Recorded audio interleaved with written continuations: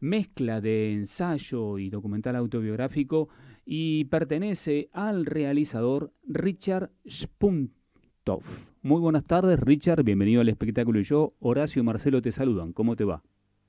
Hola, me va muy bien. Gracias por invitarme. Te hablo desde el Cine Gaumont, que vamos a hacer el estreno ahora. Bueno, Ner- qué linda previa que nos estás ahí prácticamente dando, Me imagino entonces. que estarás nervioso. Sí, me encanta. No, ahí tengo una fotógrafa acá tomando fotos de mí y hablando como el celular. Bueno, el acento neoyorquino parece que no lo perdiste en absoluto. No, no, no. Ajá.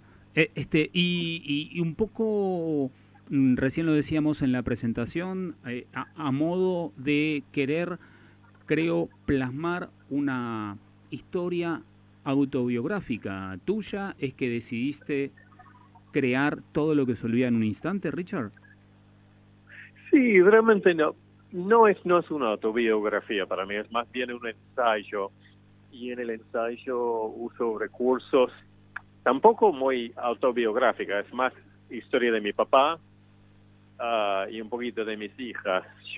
Para mí, yo sirvo en la película como un puente entre mi papá y la historia de inmigración que vino antes de mí y mis hijas y la historia que me trajo acá un poquito. Pero realmente la película uso lo anecdotal para hablar ampliamente de migraciones, de la identidad americana, y digo americana en el sentido más amplio.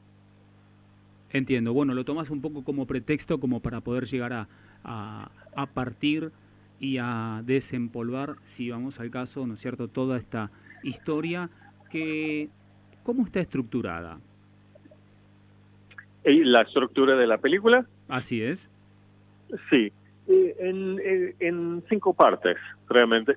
Tiene una especie de prólogo, como una introducción, y después como 5 capítulos. Siempre es difícil, porque uno termina usando el lenguaje de literatura, aunque es el cine. A veces necesitamos inventar nuevas palabras, pero son 5 partes y algunos se trata de historias paralelas o historias juntas entre Nueva York y Buenos Aires, o entre Argentina y los Estados Unidos, ¿Y que cuáles, hablan de la historia. Sí. entiendo, ¿y cuáles son las coincidencias o las similitudes en este cruce de historias de estas dos ciudades?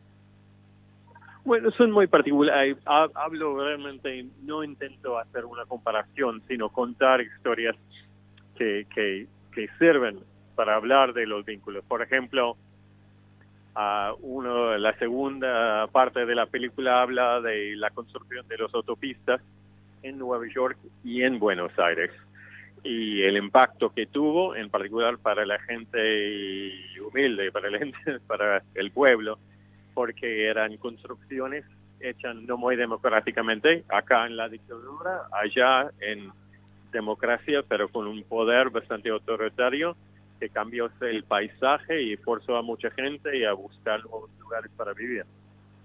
Y esta es una de las historias de que se trata. Acá de Cacciatore, en Nueva York, la figura era un Robert Moses. Ujú. Sí, sí, sí. Conocemos un poco las diferentes, cómo a veces aparecen más lazos y más cosas, ¿no es cierto?, en común de lo que uno cree y que verdaderamente, ¿no es cierto?, hay situaciones, problemas que nos atraviesan sin importar el lugar donde vivimos, ¿verdad? La geografía donde estamos instalados. Sí, no sé, bueno, y una de las cosas que une toda la película son los discursos de mi papá, de entrevistas que hicimos en su barrio natal. Y para mi papá la política y la historia era el contexto de la vida. Así que este es una cosa que transmito, siempre estoy pensando en esto. A veces tengo la sensación que camino con un fantasma de Nueva York sobre mí. Y cuando voy a Nueva York, llevo la fantasma de Buenos Aires. Richard, dos preguntitas. ¿Tus hijas qué edades tienen? 15 y 19 ahora, son bastante más chiquitas en la película. ¿Y vieron la película ya? Sí, sí, sí, sí. ¿Y qué te dijeron?